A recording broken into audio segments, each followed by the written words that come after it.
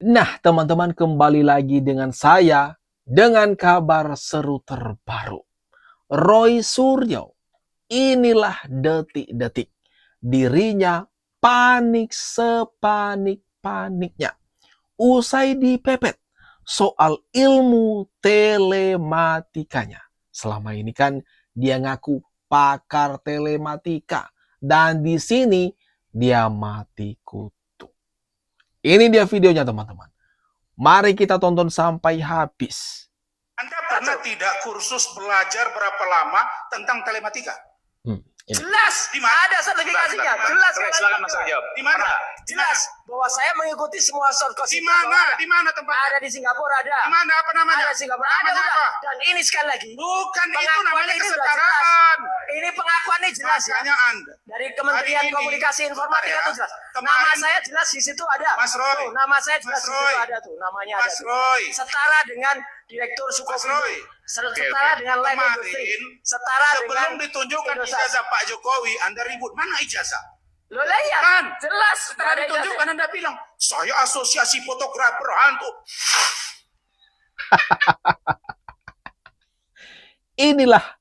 Inilah detik-detik panik sepanik-paniknya Roy Suryo ditanya soal ilmu telematikanya. Sekolah di mana? Nama sekolahnya ditanya, dia gagap. Dan gak bisa menjawab, menyebutkan di mana persisnya letak dia kuliah atau sekolah belajar mengenai ilmu telematika. Dia hanya menyatakan di Singapura. Waduh. Bersilat lidah lagi nih Roy Suryo. Gimana teman-teman? Menurut pendapat kalian, Roy Suryo ini apa yang dilakukan Mas Roy hari ini dan kawan-kawan adalah beliau memeriksakan istrinya ke dokter, itu adalah membawa ini, tidak membawa suami istrinya. Nah, kemudian apa yang dicek? Gambar. Hari ini terjadi. Hari ini yang menghebohkan Indonesia ini terjadi. Cek perutnya.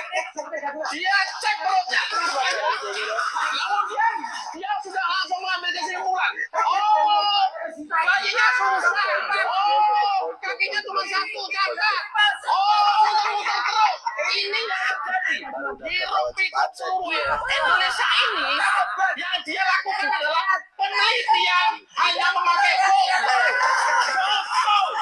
Jadi bukan istrinya yang dibawa, bukan kandungannya yang diperiksa, tapi foto.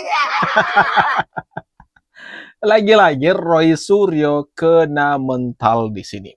Nah, di sini diskamat oleh Agri mengenai logika ngabur yang digunakan oleh Roy Suryo selama ini untuk menuding ijazah Bapak Jokowi, menyebut kalau ijazah Bapak Jokowi itu palsu.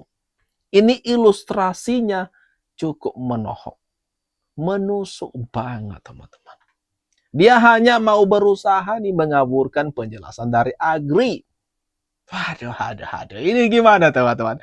Lucu banget sikap daripada Roy Suryo. Benar-benar kena mental perlahan dirinya ini. Bobroknya dibongkar habis. Kami menyadari bahwa ini semua tidak lepas dari kendali otoritas Solo.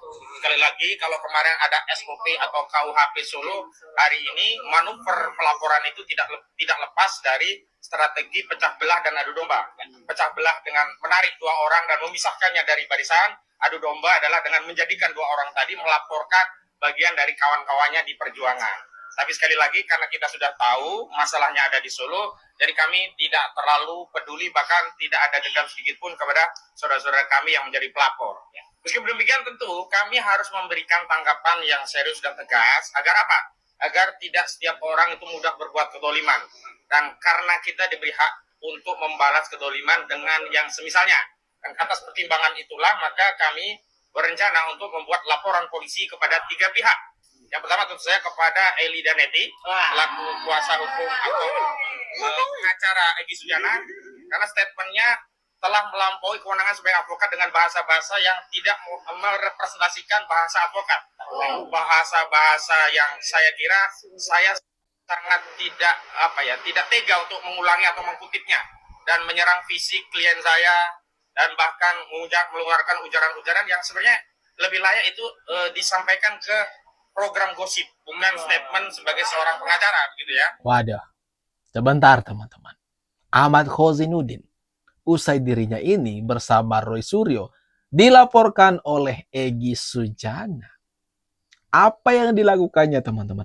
Menyalahkan Bapak Jokowi. Katanya di sini ada kendali Solo. Aduh.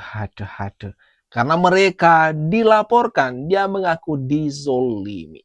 Lah mereka sendiri menzolimi Bapak Jokowi dengan tudingan-tudingan, dengan fitnahan, nyinyiran yang bertubi-tubi.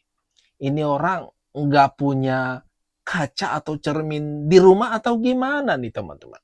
Kok bisa-bisanya giliran mereka, dia bersama Roy dilaporkan, dia ngaku disolimi. Sedangkan dia sendiri, dia tidak bisa melihatnya. Atau gimana nih teman-teman? Coba dah, komen-komen di bawah teman-teman.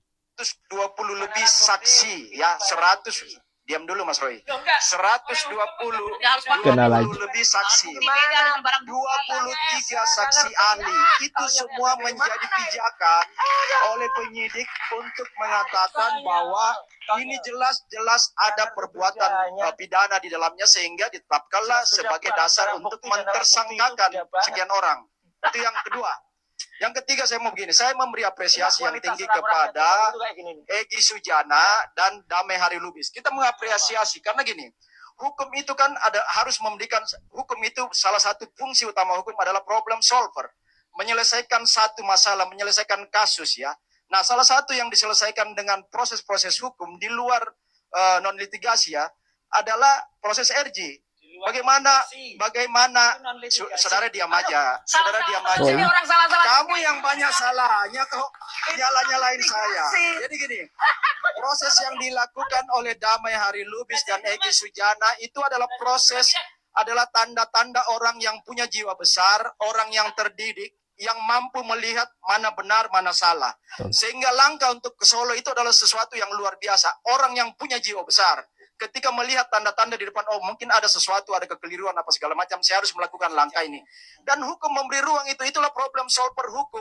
Hukum menyelesaikan satu masalah tanpa harus masuk di sidang, dan itu diambil oleh seorang Egy Sujana dan Damai Hari Lubis. Itu yang ketiga. Di sini teman-teman, sebentar ya, sebelum dilanjutkan ini. Satu hal pertama dulu yang kita ambil dari sikap Roy Suryo, ada apa dengan dia? Suka memotong pembicaraan orang, suka nyahut-nyahutin. Biar apa nih sebenarnya? Apa tujuan Roy Suryo melakukan itu, teman-teman? Sepertinya biar apa yang disampaikan oleh lawan bicara ini ngawur, kemudian gak jadi disampaikan, dan berusaha membelurkan atau memburamkan fakta yang ada. Di sini kan faktanya dibeberkan. Ada banyak sekali barang bukti yang telah disita oleh pihak kepolisian dan saksi-saksi bahkan mencapai ratusan kalau nggak salah ya, yang sudah dipanggil oleh pihak penyidik mengenai kasus ijazah Bapak Jokowi ini. Dan di sini kelihatan dia sangat panik sekali. Makanya dia berusaha memotong pembicaraan lawan bicaranya. Ini gimana teman-teman? Menurut kalian sikap daripada Roy Suryo ini, apakah menggambarkan sebagai seorang pakar? Gimana? Tulis di bawah ini teman-teman. Hanya kehilangan 2 tuyul itu bisa. Katanya itu adalah surat At-Toha. Menyamakan dengan Nabi Musa dan Nabi Harun. Menghadapnya Firaun. Lebih baik kita menggunakan 2 tuyul menghadap. Itu yang terjadi. Ya, menyebut nama, saya hanya mengatakan 2 tuyul. Jadi tulisan dari Pak Lukas Suwarto waktu itu adalah 2 tuyul menemui jin ifrit. Hari ini sebenarnya bintangnya Rocky ya. Ya, saya partai tambahan aja. Jadi kemarin saya dan Bang Aka dilaporkan. Jawaban saya cuma ini aja. Sudah, gambar ini aja. Simak gambar ini baik-baik. Saya hanya menindaklanjuti artikel yang ditulis oleh Pak Lukas Suwarto. Itu adalah jurnalis senior, dulu mantan ketua IJTI Aliansi Jurnalis Independen Indonesia. Waduh, Roy Suryo jelas-jelas di sini teman-teman. Ngeles. Satu kata untuk Roy Suryo, ngeles. Ketakutan usai dilaporkan. Ini di sini, setelah dilaporkan cepat-cepat klarifikasi dan cuci tangan, cari kambing hitam. Aduh, ini gimana nih teman-teman? Mengenai Roy Suryo ini yang plan banget. Tuliskan dah komentar kalian teman-teman di kolom komentar yang ada di bawah ini.